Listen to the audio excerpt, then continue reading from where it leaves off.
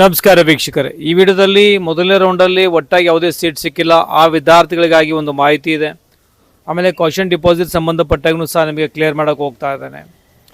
Okay, so ಮೊದಲನೇದು ಹೇಳಬೇಕು ಅಂತಂದರೆ ನೋಡಿ, ಯಾರಿಗೆ ಸೀಟ್ ಸಿಕ್ಕಿಲ್ಲ ಏನು ಚಾಯ್ಸಸ್ ಮಾಡಬೇಕು ಅಂತ ಕಮೆಂಟ್ ಸೆಕ್ಷನಲ್ಲಿ ಕೇಳ್ತಾ ಇದ್ದೀರಾ. ಸೊ ನಿಮಗೆ ಯಾವುದೇ ರೀತಿ ಚಾಯ್ಸಸ್ ಅಂತೂ ಇರೋದಿಲ್ಲ. ಸೊ ನೀವೇನು ಮಾಡಬೇಕು ಅಂತಂದರೆ ಡೈರೆಕ್ಟ್ಲಿ ರೌಂಡ್ 2 ಸ್ಕೆಡ್ಯೂಲ್ ಬಿಡ್ತಾರೆ. ರೌಂಡ್ 2 ಸ್ಕೆಡ್ಯೂಲ್ ಆಮೇಲೆ ಬರುತ್ತೆ. ಸಪ್ರೇಟಾಗಿ ಹೆಂಗೆ ರೌಂಡ್ 1 ಸ್ಕೆಡ್ಯೂಲ್ ಬಂದಿತ್ತು ನೋಡಿ, ಅದೇ ರೀತಿ ರೌಂಡ್ 2 ಸ್ಕೆಡ್ಯೂಲ್ ಬರುತ್ತೆ. ಸೊ ಬಂದಾಗ ಆ್ಯಸ್ ಪರ್ ದ ಸ್ಕೆಡ್ಯೂಲ್ ಏನು ಮಾಡಬೇಕಂದ್ರೆ ಕಂಪಲ್ಸರಿ ಯಾವುದೇ ಸೀಟ್ ಸಿಕ್ಕಿಲ್ಲ ಅಂದರೆ ಅಂಥ ವಿದ್ಯಾರ್ಥಿಗಳು ಕಂಪಲ್ಸರಿ ನೀವು ಲಾಗಿನ್ ಮಾಡಲೇಬೇಕು. ಲಾಗಿನ್ ಮಾಡಿ ನೀವು ಹಾಕಿರುವಂಥ ಪ್ರಾಯೋರಿಟಿನ ಅವ್ರು ಏನಪ್ಪ ಅಂದರೆ ಅದನ್ನು ಪರಿಗಣಿಸಿಲ್ಲ ಅಂತ ಒಂದು ಎಕ್ಸೆಪ್ಟ್ ಅಂತ ಒಂದು ಬರುತ್ತೆ, ಅಲ್ಲಿ ಆಪ್ಷನ್ ಆಕ್ಸೆಪ್ಟ್ ಮಾಡಬೇಕಲ್ಲಿ. ನೀವು ಆಕ್ಸೆಪ್ಟ್ ಅಂತ ಮಾಡಿದಾಗ ನೀವು ಹಾಕಿರುವಂತಹ ಏನು ಆಪ್ಷನ್ಸ್ ಇದೆ ನೋಡಿ, ಅದು ಸಾಫ್ಟ್ವೇರ್ ಕನ್ಸಿಡರ್ ಮಾಡುತ್ತೆ. ಒಂದು ವೇಳೆ ನೀವು ಲಾಗಿನೇ ಮಾಡಿಲ್ಲ, ಆಕ್ಸೆಪ್ಟ್ ಅನ್ನೋದು ನೀವು ಅಲ್ಲಿ ಕ್ಲಿಕ್ ಮಾಡಿಲ್ಲ ಅಂತಂದರೆ ನೀವು ಹಾಕಿರುವಂಥ ಆಪ್ಷನ್ನ ಸೆಕೆಂಡ್ ರೌಂಡ್ಗೆ ಒಟ್ಟಾಗಿ ಪರಿಗಣಿಸಲ್ಲ, ನಿಮಗೆ ಯಾವುದೇ ರೀತಿ ಸೀಟ್ ಸಿಗೋದಿಲ್ಲ. ಸೊ ಅದಕ್ಕಾಗಿ ನಿಮಗೆ ರಿಮೈಂಡ್ ಮಾಡ್ತಾ ಇದ್ದೇನೆ.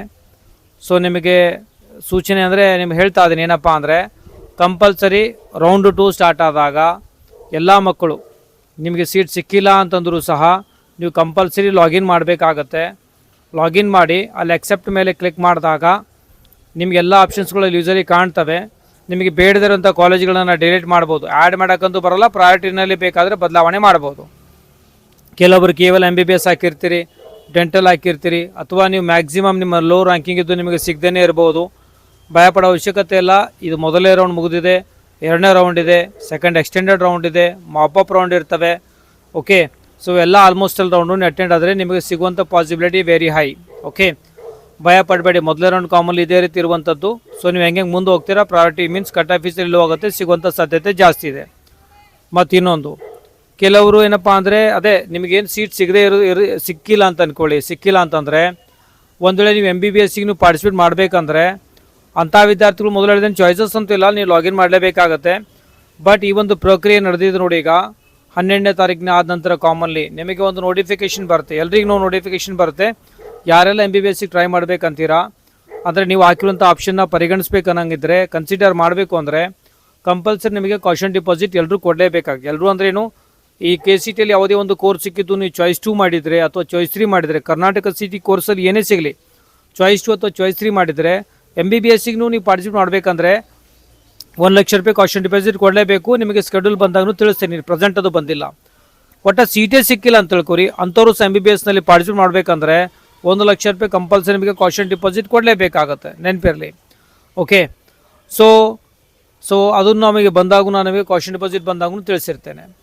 ಆಮೇಲೆ ಈಗ ಪ್ರೆಸೆಂಟ್ಲಿ ನೋಡಿ, ಯಾರಿಗೆ ಸೀಟ್ ಸಿಕ್ಕಿದೆ ನೋಡಿ, ಕರ್ನಾಟಕ CT ಸೀಟ್ ಸಿಕ್ಕಿದೆ ಅಂದ್ಕೊಳ್ಳಿ, ನೀವು ಚಾಯ್ಸ್ 2 ಅಥವಾ ಚಾಯ್ಸ್ 3 ನೀವು ಕಂಪಲ್ಸರಿ ಚಾಯ್ಸಸ್ ಏನಪ್ಪ ಅಂದರೆ ನೀವು ದಯವಿಟ್ಟು ಮಾಡಿಲ್ಲ ಅಂದರೆ ಅಥವಾ ಚಾಯ್ಸ್ 1 ಬೇಕಾದ್ರೆ ಮಾಡ್ಕೊಳ್ಬೋದು. ನಿಮ್ಮ ಒಂದು ನಿರ್ಧಾರ ಮೇಲೆ ನಿಮ್ಮ ಮೇಲೆ ಡಿಪೆಂಡ್ ಆಗಿರುವಂಥದ್ದು. ಒಟ್ಟಾಗಿ ಚಾಯ್ಸಸ್ ಮಾಡಬೇಕು. ಮಾಡಿಲ್ಲ ಅಂದರೆ ನಿಮಗೇನು ಸೀಟ್ ಅಂದರೆ ಅದು ಚಾಯ್ಸ್ 4 ಅಂತ ಕನ್ಸಿಡರ್ ಮಾಡಿ ನಿಮಗೆ ಒಂದು ರೌಂಡ್ನಿಂದ ಹೊರಗೆ ಹಾಕ್ಬಿಡ್ತಾರೆ. ಅಂದರೆ ಒಟ್ಟಾಗಿ ಈ ಒಂದು ಕೌನ್ಸಿಲಿಂಗ್ ಪ್ರಕ್ರಿಯೆಯಿಂದ ಹೊರಗೆ ಹಾಕುತ್ತೆ.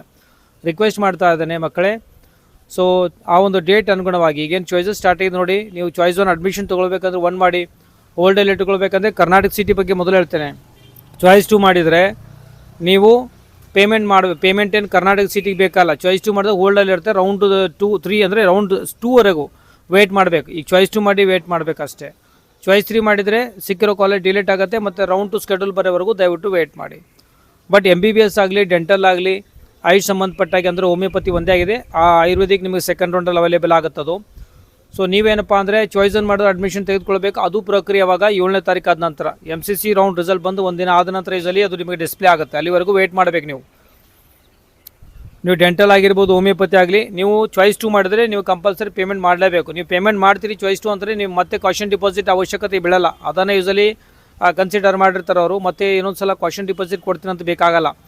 ಬಟ್ ಯಾರಿಗೆ ನಿಮಗೆ MBBS ಸಿಕ್ಕಿದೆ, ನಿಮಗೆ ಡೆಂಟಲ್ ಸಿಕ್ಕಿದೆ, ಅಥವಾ ನಿಮ್ಮ ಹೋಮಿಯೋಪತಿ ಸಿಕ್ಕಿದೆ, ನೀವು ಚಾಯ್ಸ್ 2 ಮಾಡಿ ಪೇಮೆಂಟ್ ಮಾಡ್ತೀರಂದರೆ ಕ್ವಶನ್ ಡಿಪಾಸಿಟ್ ಕಾಮನ್ಲಿ ಲಾಜಿಕಲಿ ನಿಮಗೆ ಬೇಕಾಗಲ್ಲ.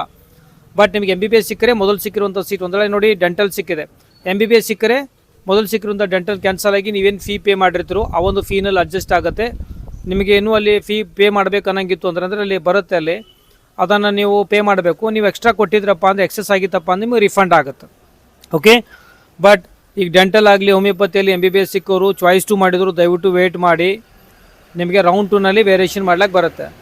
ಅಂದರೆ ಚಾಯ್ಸ್ 2 ಮಾಡಬೇಕಂದ್ರೆ ಈಗೇನು ಬರಲ್ಲ ನಿಮಗೆ, 7ನೇ ತಾರೀಕು 8ನೇ ತಾರೀಕು ಆದ ನಂತರ ಅವೈಲೇಬಲ್ ಆಗುತ್ತೆ. ಚಾಯ್ಸ್ 2 ಮಾಡಬೇಕು ಅನ್ನೋರು ಓಕೆ, ಬರೀ ಚಾಯ್ಸ್ 2 ಮಾಡಬೇಕು, ಪೇಮೆಂಟ್ ಮಾಡಬೇಕು, ವೇಟ್ ಮಾಡಿ ರೌಂಡ್ 2 ಬರೋವರೆಗೂ.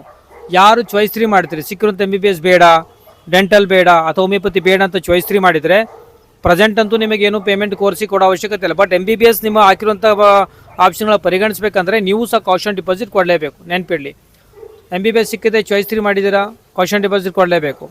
ಡೆಂಟಲ್ ಸಿಕ್ಕಿದೆ ಚಾಯ್ಸ್ 3 ಡಿಲೀಟ್ ಮಾಡಿದಿರಾ, ನಿಮಗೆ ಕಾಷನ್ ಡಿಪಾಸಿಟ್ ಮುಂದೆ ಬರುವಂಥ ದಿನಗಳು ಕೊಡಲೇಬೇಕು. ಹೋಮಿಯೋಪತಿ ಇದ್ರೂ ಕಂಪಲ್ಸರಿ ಕೊಡಲೇಬೇಕಾಗುತ್ತೆ ಅಂದರೆ ಚಾಯ್ಸ್ 3 ಮಾಡಿದರೆ. ಓಕೆ, ಕ್ಲಿಯರ್ ಆಯ್ತು ಅನ್ಕೋತಾ ಇದ್ದೀನಿ, ಕನ್ಫ್ಯೂಸ್ ಆಗಬೇಡಿ. ಮತ್ತು ಡಾಕ್ಯುಮೆಂಟ್ ಸಂಬಂಧಪಟ್ಟಾಗ ಆಲ್ರೆಡಿ ಕೈ ವೆರಿಫಿಕೇಷನ್ ಸ್ಲಿಪ್ಪಲ್ಲಿದೆ, ಅದೆಲ್ಲ ಕೊಡಬೇಕು. ಕೆಲವು ನಿಮಗೆ ಇವು ಬರ್ತವೆ ಬಾಂಡ್ಸ್, ಅದನ್ನು ಸಹ ರೆಡಿ ಮಾಡಿಕೊಂಡು ಕಾಲೇಜ್ ವಿಸಿಟ್ ಮಾಡಿ ನಂತರ ಅಡ್ಮಿಷನ್ ತೆಗೋ ಸಂದರ್ಭದಲ್ಲಿ ಬೇಕಾಗುವಂಥದ್ದು. ಓಕೆ, ಕ್ಲಿಯರ್ ಆಯ್ತು ಅನ್ಕೋತಾ ಇದ್ದೀನಿ. ನಿಮಗೆ ಯಾರಿಗೆ ಒಟ್ಟಾಗ ಚಾಯ್ಸಸ್ ಸಿಕ್ಕಿಲ್ಲ, ಆಲ್ರೆಡಿ ಅದ್ರ ಬಗ್ಗೆ ವಿಡಿಯೋದಲ್ಲಿ ಮೊದಲಿಂದ ಹೇಳ್ತಾ ಬಂದಿನಿ, ಹೇಳಿದೆ ನಿಮಗೆ ಚಾಯ್ಸ್ 2 ಚಾಯ್ಸ್ ಎಲ್ಲ ಡೀಟೇಲ್ ಇನ್ಫಾರ್ಮೇಷನ್ ಹೇಳಿದ್ದೇನೆ. ಅಪ್ ಟು ನಿಮಗೆ ಅಡ್ಮಿಷನ್ ಆಗೋರಿಗೆ ಇದೇ ರೀತಿ ಗೈಡ್ ಮಾಡ್ತಾ ಇರ್ತೇನೆ. ಓಕೆ, ವಿಡಿಯೋನ ಮ್ಯಾಕ್ಸಿಮಮ್ ಜನರಿಗೆ ಶೇರ್ ಮಾಡಿ. ಮತ್ತಷ್ಟು ಸಿಗೋಣ ಮುಂದೆ ವಿಡಿಯೋದಲ್ಲಿ. ಟೇಕ್ ಕೇರ್, ಬಾಯ್.